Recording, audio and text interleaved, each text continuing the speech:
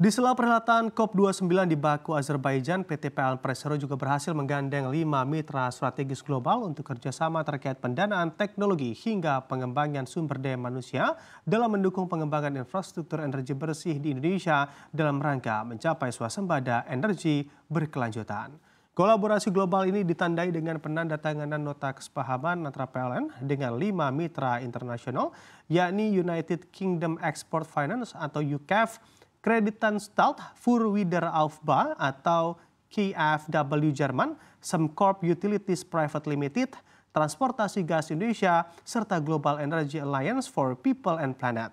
Penandatanganan nota kesepahaman dilakukan oleh Direktur Utama PLN Darmawan Prasojo dan turut disaksikan oleh utusan khusus Presiden untuk perubahan iklim dan energi Hashim Joyo Hadikusumo serta Komisaris Utama PLN Burhanuddin Abdullah. Dalam momentum ini, Hashim kembali menegaskan komitmen kuat Presiden Prabowo Subianto untuk menanggulangi perubahan iklim sehingga dirinya mengajak seluruh pihak untuk menghadapi tantangan dan menangkap peluang yang muncul ke depan.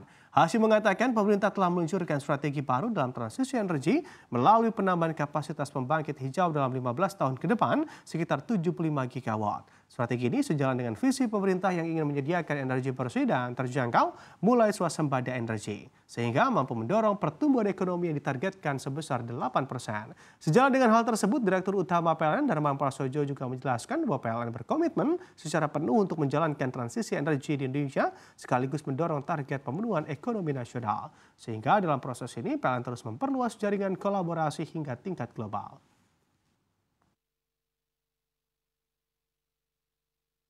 President Prabowo was elected with a mandate basically to eradicate poverty in Indonesia. That was his platform and that is his mandate. And toward that end, he has proclaimed a new economic strategy for the next 5 and perhaps more years. And that strategy is to embark on economic growth of at least 8%. I'd like to stress again, the goal is to have at least 8%. Because we have realized that the hitherto goal of 5% a year is not sufficient to pull tens of millions, if not more, of our citizens who are still mired in poverty and misery. So the goal is 8%, but the goal is 8% with economic sustainability. Yesterday I mentioned, and Pak Darmo is going to say again, that the next 15 years we have a program for power generation of about 100 gigawatts. I think it's more, yeah, Pak Darmo, yeah? But about 100 plus gigawatts of power generation. 75% of that is going to be from renewable energy, from wind, from geothermal, from solar, from even other sources. Biomass.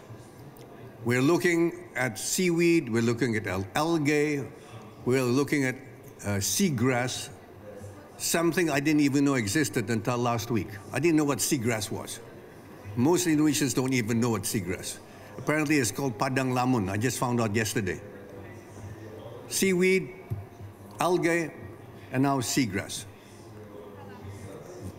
These are going to be sources of of carbon sequestration, but also of energy generation.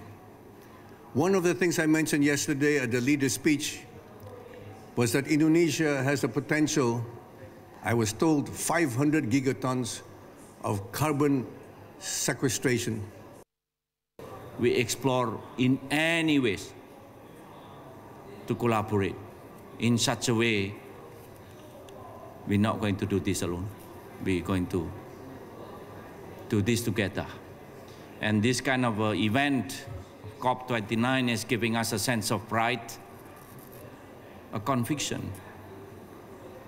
With unified front like this, no matter the challenge ahead, we're going to keep moving forward to get the mission accomplished.